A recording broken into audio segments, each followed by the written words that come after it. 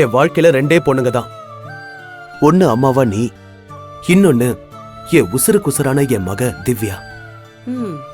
இதை தாண்டி வேற எந்த பொண்ணுக்கும் இனிமே என் வாழ்க்கையில இடம் இல்ல. தயவு செஞ்சு இந்த பேச்ச திரும்ப எடுக்காத.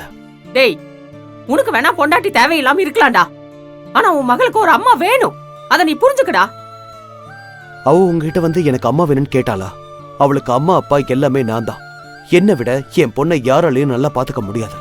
இங்க பாரு, இப்ப அவ குழந்தைடா. நாளைக்கே அவ பெரிய மனுஷி ஆயிட்டா சில விஷயங்கள பொம்பளைங்களால தான் புரிஞ்சுக்க முடியும். இங்க பாரு, எனக்கு வயசாகுது. எப்ப வேணா என்ன வேணாலும் நடக்கும். இப்பதான் புதுசு புதுசா என்னென்னமோ வியாதி வருதே. ஏதாவது ஒரு வியாதி என்ன கொண்டு போயிடுச்சுன்னா பொம்பளை புள்ளைய வச்சுட்டு நீ தனியா என்னடா பண்ணுவ? இப்படி எல்லாம் நீ கஷ்டப்படுறதுக்காக தான் உன்னை நான் என் வயித்துல சுமந்தனா? அம்மா, இப்ப என்ன ஆச்சுன்னு இவ்ளோ எமோஷனல் டிராமா பண்ற? உனக்கு ஒண்ணும் இல்ல, எனக்கு எந்த குறையும் இல்ல. உன்னையும் நல்லா பாத்துப்பேன். அப்படியே இன்னொருத்தி வந்தாலும் என் பணத்துக்காக தான் வருவா. என் பொண்ணை பாத்துக்க வரமாட்டா. என் மக திவ்யாவை எப்படி பாத்துக்கணும், எப்படி வளர்க்கணும்னு எனக்கு தெரியும். நாளைக்கே அவ பெரிய மனுஷி ஆயிட்டா எல்லாத்தையும் அவ உங்ககிட்ட சொல்ல முடியாதுடா. பொம்பளை பிள்ளைகளை ஒரு வயசுக்கு அப்புறம் அம்மாவால தாண்டா சரியா புரிஞ்சுக்க முடியும். அத நீ புரிஞ்சுக்கடா.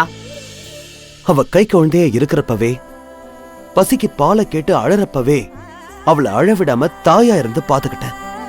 இப்ப வளர்ந்துட்டா எனக்கு பாத்துக்க தெரியாதா? டேய், பசியில தர உணவுக்கும் பருவத்துல வர உணர்வுக்கும் நிறைய வித்தியாசம் இருக்குடா வாசு. அவ குழந்தையா இருக்கிறப்பவும் நான் அப்பா தான், அவ வளர்ந்ததுக்கு அப்புறமும் நான் அப்பா தான். அவ உணர்வை என்னால புரிஞ்சுக்க முடியும். ஏன் பொண்ணுங்களுக்கு தான் உணர்வு இருக்கா, ஆண்களுக்கு இல்லையா? எத்தனையோ ஆம்பளைங்க தனியா பொண்ணை வளர்த்து கல்யாணம் பண்ணி கொடுத்து பேர பிள்ளைங்களை பார்த்தது இல்லையா? என்னால என் பொண்ணோட உணர்வை புரிஞ்சுக்கிட்டு சரியா நடக்க முடியும். இல்லடா, நான் என்ன சொல்ல வரேன்னா, நீ என்ன சொன்னாலுமே, எத்தனை தடவை சொன்னாலுமே என் மனசு மாறாது.